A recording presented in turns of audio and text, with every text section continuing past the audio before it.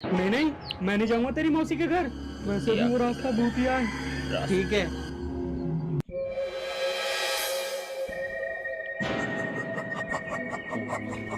कौन है? कौन है वहाँ? अबे कमीने, तू यहाँ कैसे? अबे तूने क्या सोचा मैं तुझे इस रास्ते से अकेले जाने दूंगा? चल साथ में चलते हैं।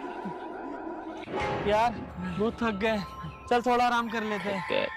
भाई देखना कितना प्यारा व्यू है, चलना कुछ फोटो कैप्चर करते हैं। हाँ भाई। भाई तू मौसी के घर पहुंचा या नहीं? भाई अगर तू आए तो मेरे साथ कौन है? भाई